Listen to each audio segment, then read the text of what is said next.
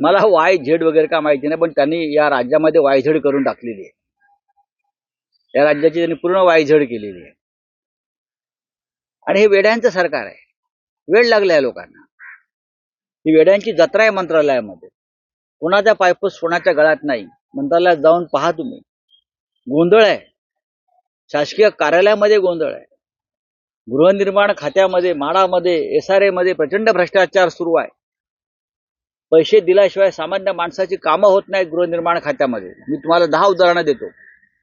कारण प्रत्येक अधिकाऱ्याची नेमणूक SRA मध्ये आणि माडामधली ही थेट संबंधित मंत्र्यांना रोकडे पैसे मोजून त्या नेमणुका केल्यामुळे हे अधिकारी सुद्धा लहान लहान कामामध्ये रोज कोट्यवधी रुपयाचा गल्ला जमा करतात आणि संबंधित मंत्र्याला त्या चरणी तो अर्पण करतात. ही माझ्याकडे आजची माहिती आहे. मी लवकरच त्या संदर्भात कोणत्या प्रकल्पामधून किती पैसे घेतले गेले आणि कुठे दिले ही माहिती जाहीर करणार.